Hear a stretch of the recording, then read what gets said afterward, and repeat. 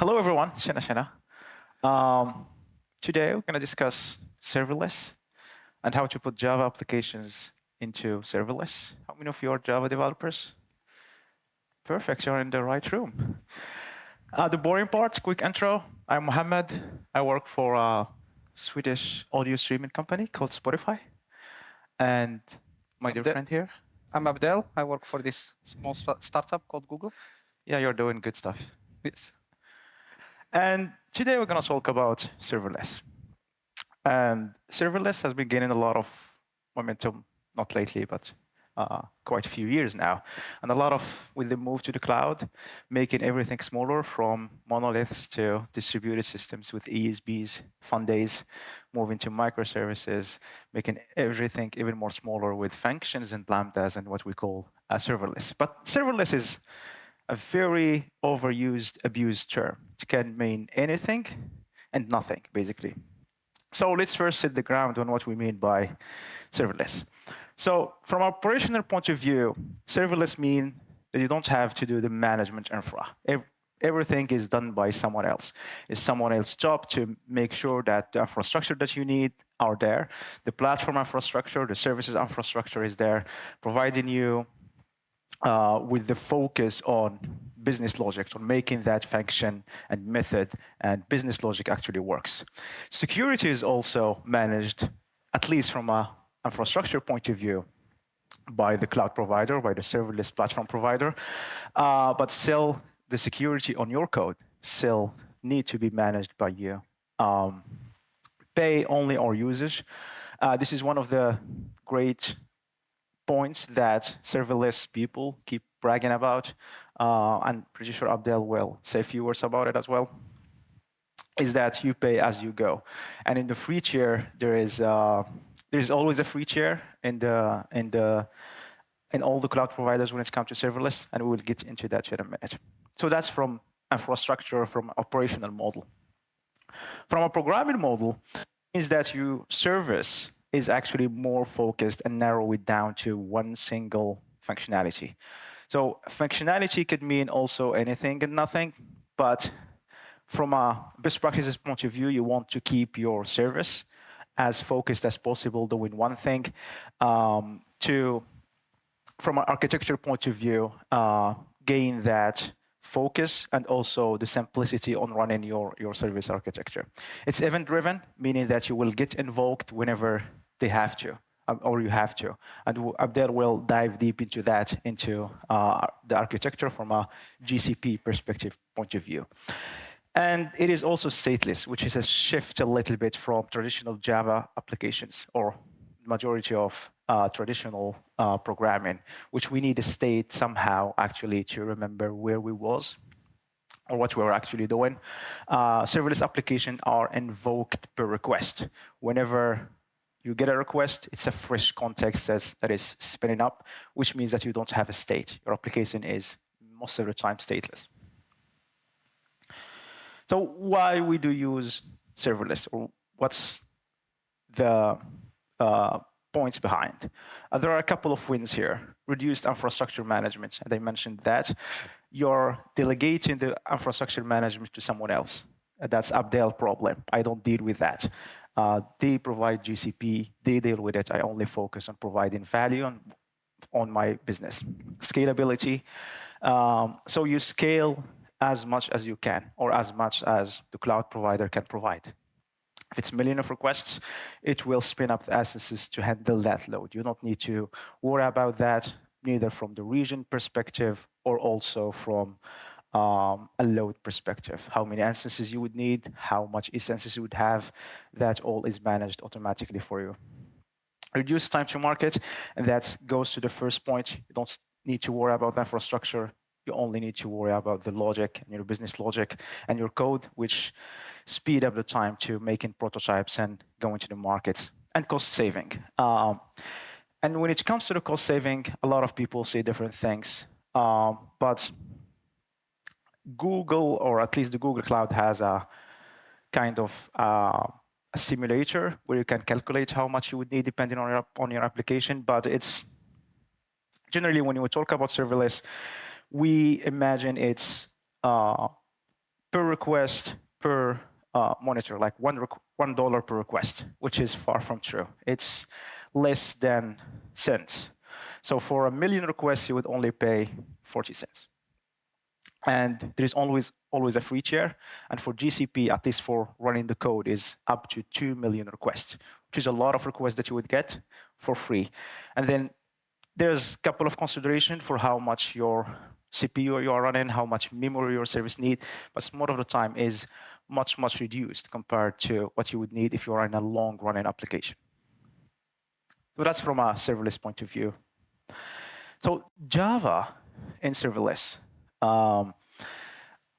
Why you would pick Java to work with in a serverless world, basically? Or there are a couple of good things, and mainly from the Java community and Java as an ecosystem. It has a strong community, many tools and libraries that make working with Java a lot more easier, whatever you would need. There is a community there, and you are not left alone in doing things. Performance, and if I go back to a link, is it on the same page? Yeah. So this is a quick, or this is an article that was shared in the news stack, which compares basically the energy consumption for each programming language. And you can see that Java is kind of the fourth or the fifth compared to C and C++, which combine everything to natively to the language. Compared to other languages that has more presence in the serverless world, look at JavaScript. It's way down. Basically, when you're using JavaScript, you are burning more trees than using Java. And Java is still being called slow.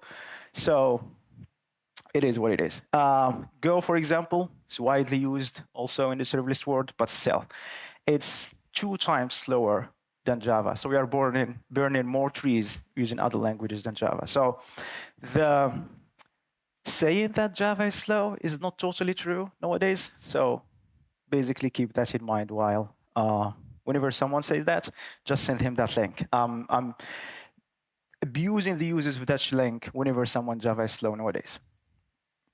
Mature tooling and development tool.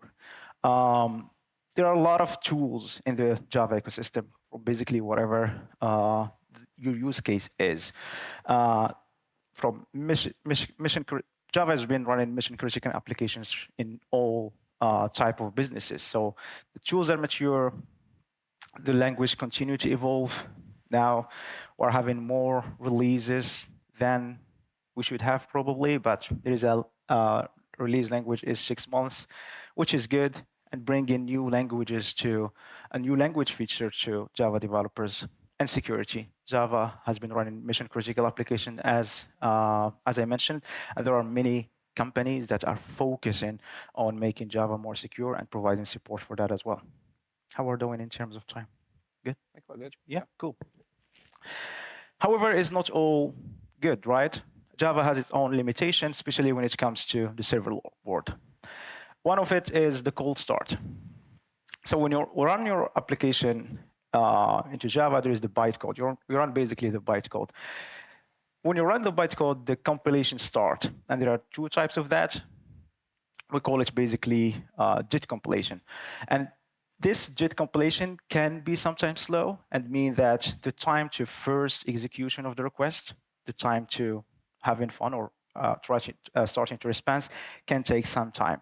And that from a serverless point of view, it's time that the CPU is actually doing some work that you would need to pay for.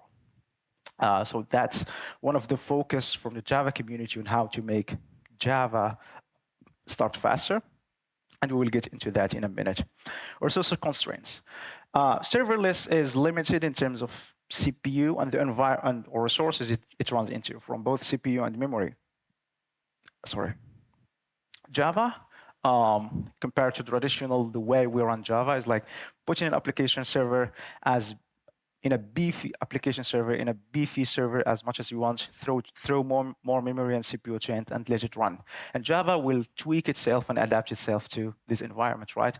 In service environment, this is a shift model from how we run traditional Java applications, where the memory is constrained and the CPU is constrained. Limited local state, again, back to the stateless stateless concept in the serverless world. So there is no state in the serverless world. That is would be tricky for a lot of frameworks to work with. Monitoring and debugging, not necessarily for Java, but in the serverless world in general. Working with serverless is a mindset shift again from how we debug. Things can be tricky, especially if you are just starting in the serverless world, but it's maturing, and a lot of tools are there now nowadays, both from cloud providers and also from some startups, that making this a little bit more enjoyable. And code duplication. Since it's stateless, you can't reuse most of the best practices that we know, having everything in a single deployable unit. You would end up duplicating some code. Things that we do like in a shared library, you would end up duplicating those things in some of your services just to avoid having rewriting or having a state somehow.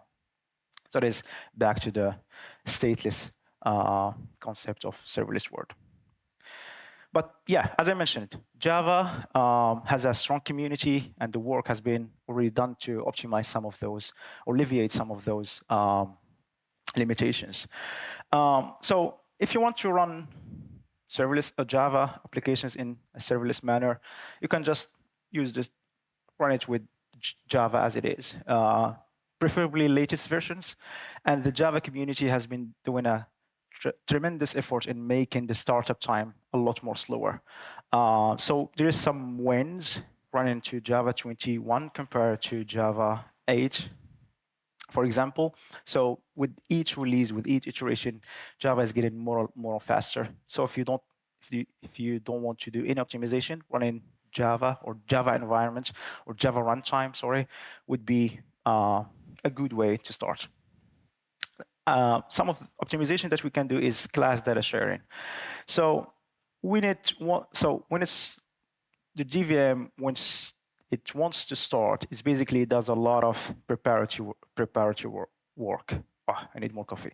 So given a bytecode, it loads it, it gets it and save it afterward into a class or in a data class or a class data. The thing is, it needs to do the same things each and every time your application actually starts, right?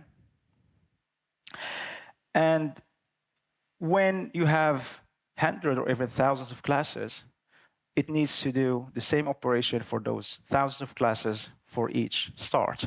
Class data sharing, the idea is do this operations, this whole compilation thing, this whole class data generation once, dump it into an archive, and then we can reuse it afterward for each start.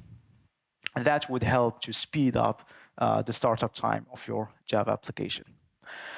Another technique we can use is the tiered compilation, and that was introduced back in Java 7. So as I mentioned, to start your application, the JVM does the JIT compilation, the just-in-time compilation. And we generally have C1, which is slow, which is fast, but doesn't provide much performance.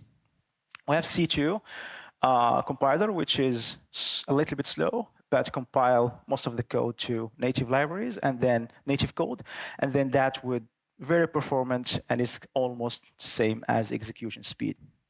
So the tiered compilation is basically having the best of both worlds, combining speed and performance, rather than relying only on one. Another technique we can use is relatively new. It's called coordinated restore at checkpoint. That is a project that Azul were basically leading, and now there is some work to include it as part of the GDK. And it is focused on Linux environments, so it's Linux specific. It is based on a feature within Linux called the checkpoint restore. And the idea is pretty simple. When you're running an application, you can save its state. And that state, you can resume it afterward. Similar to the, if you ever worked with VM, you can have a snapshot and then restart it afterward. it feels like you're instantly back to your to whatever you left off. That's exactly the same idea, but from a Linux processes point of view. Underneath, they are using CRIU library, CRIU, which is used by different technologies and different frameworks, not necessarily for Java. There's even in Docker, there's a Docker checkpoint, an experimental feature that's using the same technology. But Crack is actually using that. And the good point is actually still Java, and you are saving the archive and all the optimization that the JVM does that you benefit with, and then you are using that archive whenever you want to spin up your serverless app, which is good. Ahead of time compilation, and that's with GraalVM, which is a cool project from Oracle Labs. And the idea here is to compile your Java application into a native image, into native code. So you're not running Java applications anymore, but you're having a native binary similar to what we have with C or Go or Rust. So we would remove all the things that doesn't play nicely in a serverless environment, such as the gist compilation and the time to the first serving request. And you would end up with a binary that is fast to start, that use less CPU and less memory, because like all the JVM work that is needed to make it, it's actually removed.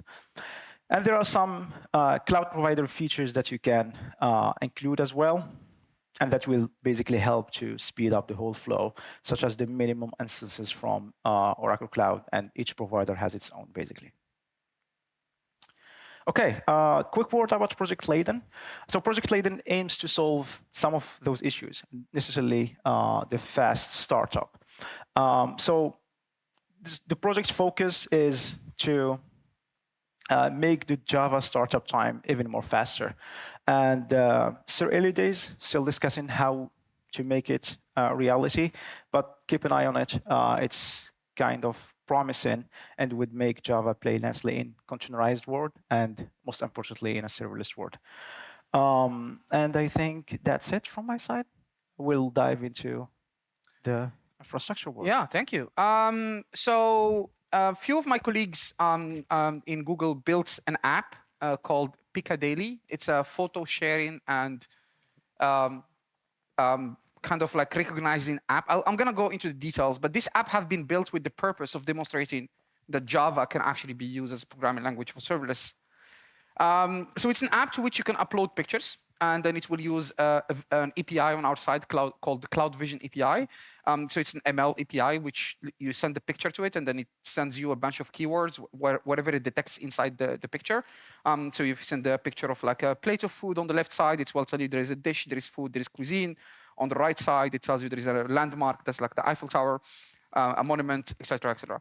The whole app is built based on serverless systems, and it has two architectures. The first architecture is an event-driven architecture. It uses some of our serverless systems. I'm going to talk about details about each of these systems in a bit, but this is like the overall app. Basically, you have a front end. The front end is obviously not Java. It's Node.js running on, or is it Angular? It's Angular.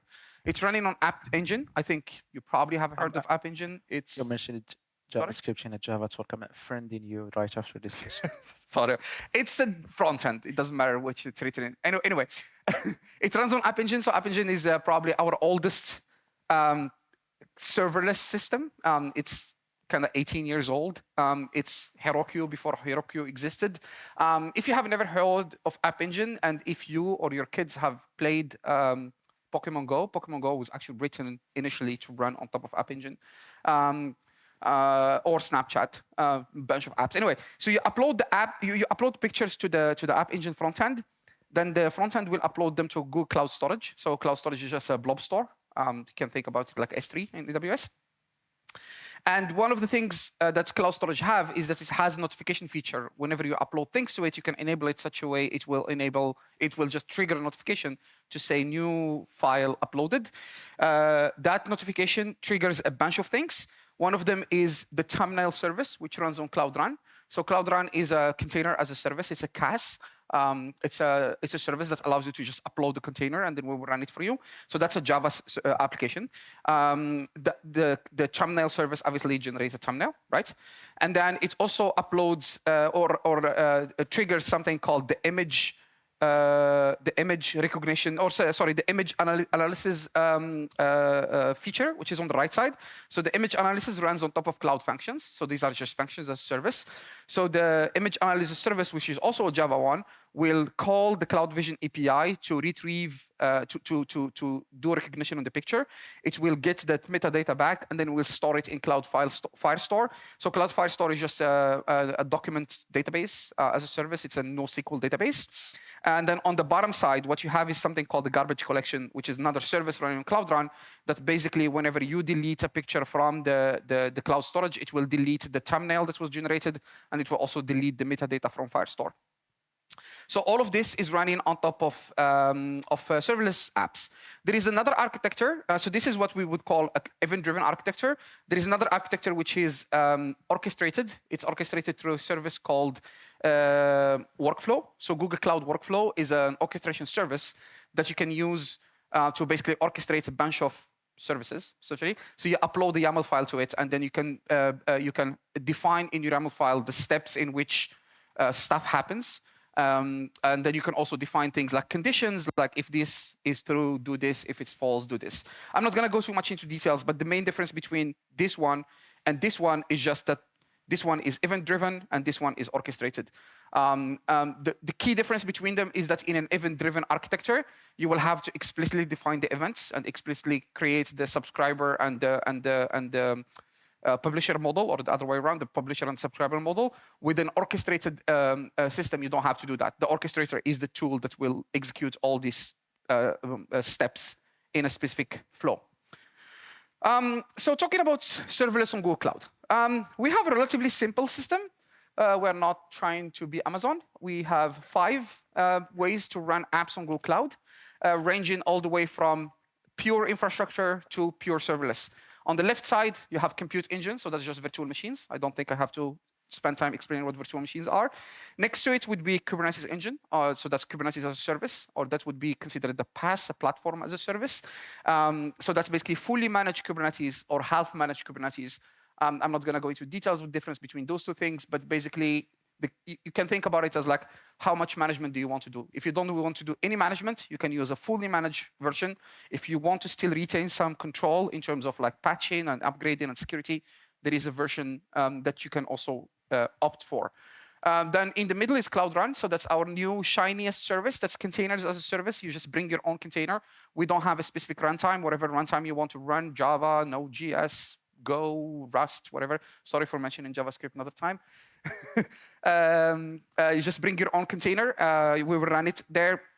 It's basically stateless. It supports HTTP, WebSockets, gRPC, all of that jazz. It has managed security. You upload your container. We give you an HTTPS URL, and we only bill you for the time your container have been running. The screenshot Mohammed showed earlier that shows the pricing, the $0.4 for million requests. That's the pricing for Google Cloud Run. And the service has a very, very generous free tier. It's 2 million requests for free, your first 2 million requests. And actually, we only charge you for the time the container have been running, and that doesn't include startup time and dying time. So the time it takes for your container to be ready is not charged. And when you receive your last request and process it, the time it takes for your container to get scaled down also is free. Then we have App Engine, our oldest service, which is kind of similar to Cloud Run. A lot of times people get confused. The main difference between these two things is that Cloud Run is container-based. App Engine is framework-based. In App Engine, you have a specific runtime. You cannot bring your own runtime. It supports Python, PHP, Java, .NET, or C#, and a bunch of other languages, but you have to use the runtime we provide there. And then Cloud Functions is just functions as a service, essentially. So yeah, we released App Engine 2018, Cloud Functions was released 2017, and then Containers as a Service was released in 2019. Cloud Functions is pretty straightforward. It's a function as a service. You will write a function, and we will call it based on whatever event you describe. Events can be HTTP calls. They can be pub/sub, so publisher subscriber events. And it's generally used as glue code. between existing services. So existing systems in Google Cloud that doesn't integrate with each other. You can just integrate them with Cloud Functions. You upload your function directly so you give us the code essentially. Cloud Run, we talked about it. It's containers as a service. It's pretty much straightforward. You can bring your own container. We'd run it for you. It has actually a build from source feature. If you don't even want to write a Docker file, we can just take the code and we will build it for you. And there is no magical stuff behind it. It uses this thing called Build Packs, which is an open source project that basically analyzes your code and sort of generates the Docker file without you writing the Docker file, right? I'm gonna leave you with the GitHub repository that contains a set of tutorials for all these services, and one of them actually uses build from source to just like experiment. So any language, any library, any binary, it doesn't matter. Just bring your own containers essentially. As long as we can actually download the container from the internet, we'll run it for you. App Engine, we talked about it. That was serverless before probably the word serverless even existed. Started initially with Python as a runtime, and then it's extended into more runtimes. So it supports Java, Python. I'm not going to mention that JavaScript one, the PHP, Ruby, and Go. PHP is even worse. Oh, sorry about that. Then one of the other services that is used in this demo app is a service called Event Arc, which is an asynchronous delivery event. So it's very straightforward. If you have never used Google Cloud, there is a period before Event Arc and after Event Arc. Before Event Arc, every single service that could support integration started building integration individually. And the way you would integrate two services together is you would use this thing called PubSub, which is kind of managed Kafka, right? So you would create a service, maybe, for example, create a bucket for storage, and then you will go into the bucket and then say, this bucket should generate this kind of events on this kind of specific things, like uploading a file, removing a file, stuff like that. And then you will have to create the subscriber and then use the subscriber to integrate with another service. And you will have to do this per service. Event Arc allows you to do all of these things in a centralized way. So you don't have to do a per service configuration. You can use one service to just do all the integrations you need in one place. And then workflows, we talked about it. That's basically integrating and orchestrating across all our APIs. Let me show you a demo. There is actually a code lab and a GitHub repository. So this is how the app looks like. As of now, it's empty. So I'm just going to go ahead and upload a bunch of pictures. But before I do that, I know we didn't talk about this, but let me show you just something real quick. Hopefully, I can. I like how you said we didn't talk about this and you're going to mention it. I just know because I remembered when you were talking about scaling to zero. I wanted to show something real quick. Yep. So let's go here. I'll just log in here. This is just my Google account. At the end of this talk, if you have any questions, we will have a very nice incentive for you to actually ask questions. So these are Cloud Run services, and we can maybe go into one of them. Let's go into the thumbnail service. And if we go into the thumbnail service, you can see here, actually, I don't have to go inside. You see requests per second, 0. That basically means that because I didn't use it, I deployed this yesterday and didn't use it, it's scaled to 0. So there is actually 0 containers running. So now if I go to my front end, or I have to go back and then select a bunch of pictures, which I will upload and do submit. This is going to take time. Those pictures will be uploaded to Google Cloud Storage, which will generate a bunch of events, and then Cloud Run, which generates thumbnails, which is already subscribed to these events, will have to scale up, bring up a container, which will just do all the thumbnail generation, right? Waiting for that to happen. This is the code for the app itself. It basically has the services are in this folder called services. So you have the collage service, the image analysis service. So that's the one that calls Cloud Vision API to do all the ML stuff, the thumbnail service, and then you have also a garbage collection service. If we take an example about the image analysis one, it's just Java app using Spring Boot. So we can maybe look here into the app itself. This is just the Spring Boot stuff. I think the most important one is looking at the pom.xml.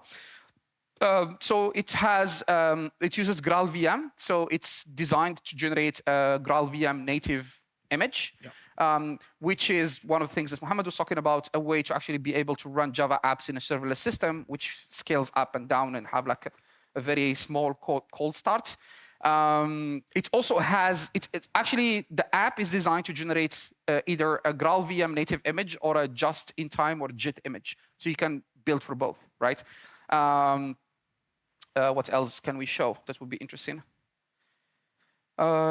Basically an event controller, and in the event controller you have the, which one is it? What is the thing that calls the, so this is like the code that calls the Cloud Vision API to download or to like send the picture and get all the annotations. The annotations are basically the objects detected. Cloud Vision API, by the way, has actually a built-in feature that allows you to tell the Cloud Vision API to tell you if the image contains something horrible, so porn or like blood or some stuff like that. So you can make a call to the API and say if you detect something that shouldn't be in a picture. Sensitive content. Sensitive content, thank you. Then it will return to you false, and it will not actually do any annotation.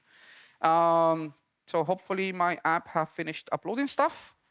Now if I go to the, so if I go to the home app, I have the collage. So this is a service that generates the, we lost video. Okay, we're back. Good. Oh, we're good. I moved the laptop. So it generates a collage of like just basically like a kind of thumbnail with multiple pictures in it. And if I go back to the home page, I think it's still working. Eventually, at some point, it will show each picture with all the annotations. I think it's still processing. Maybe go back to the console. Maybe we come back to the console and see what it's doing. So if we go to the collage service, we have looked at that one. Let's see. Let's go to the image analysis service, right? Which one is it? Like this is the JIT one. Let's go to the native one, and then we can maybe look at the logs. You can already see actually in the metrics that there are some requests coming in, right? It was like 0 this morning, and then it's like, it's processing. And then if we go to the logs, we'll probably be able to see that this, here we go, this is an example. So it took a picture. It figured out, is this a safe picture? It doesn't contain sensitive content, yes. It stored the metadata of the picture in Firestore, and then it printed the annotations. So one of these pictures contains a joint, a leg, a comfort, short, sleeve, healthcare.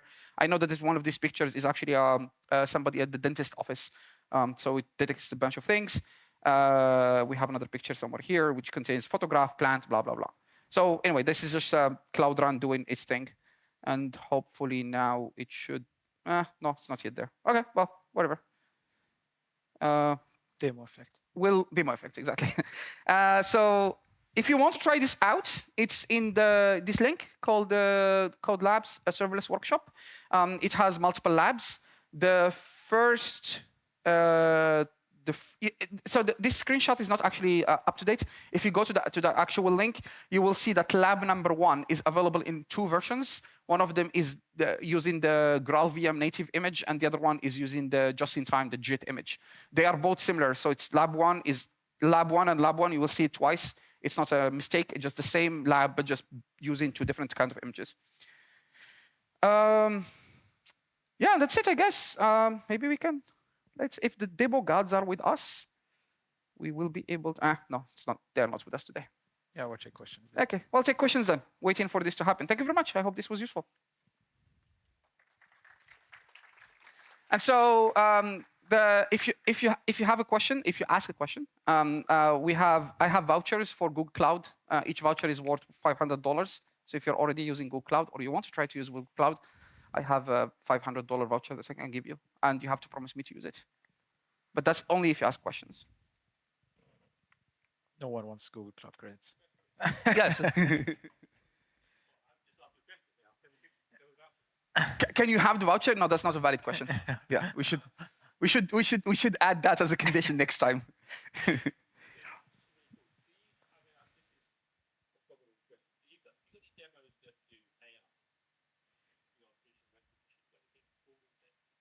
So there is an AI component, which is the Cloud Vision API, right? That's AI technically, but we do have other demos that has like full AI. Yes, I can share them with you. We have a bunch of them. Yeah, but technically the service that does the service that does this, that's called the Cloud Vision API, and it's an AI-driven model that will it's technically an ML-driven model, but so that's technically AI. But we have a bunch of them for like chatbots. We have one for DLP, the data. We have a service called DLP, which is the Data Loss Prevention API. So essentially, you send your data to it, and it tells you if it detects like credit card information, email addresses, like PII, essentially. So that's also, we have a demo around that. So a bunch of them.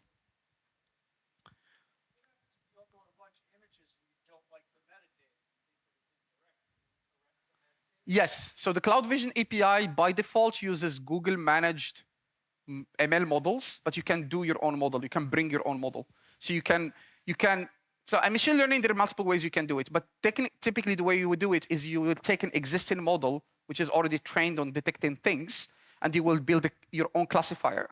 And the classifier will just do the last layer of detection.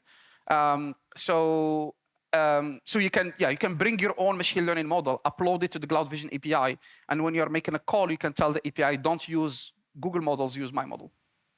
But the thing is, it's not like you don't like the classification. It's the probability of the classification being correct, right? So it's like, I mean, with machine learning, it's not like true or false. It's always a probability-based system, right? Yeah. Yeah.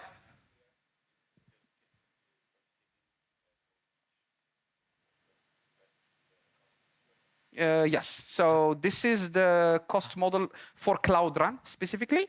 So the charge is actually technically not per request. It's per CPU utilization. It depends how much CPU your actual container or CPU memory, how much your CPU memory is used. That's where you see the 0.00024 vCPU second beyond free tier basically, and then 0.00025 gigabytes second beyond. So I'm reading the bottom line. But that's what you see in red, that's like the total charge. Yeah. That's considered, I think that the basis for that calculation is 1 CPU and 2 gigabytes of memory. So if your container uses 1 CPU and 2 gigabytes of memory, it will come down to 0.4 requests, $0.4 per request. But you see the free tier is like 2 million requests per month. So it's pretty generous. And that's for Cloud Run services, if you're using Cloud. Yeah, that's Cloud Run specifically, right? And every single serverless service has a similar like pricing model.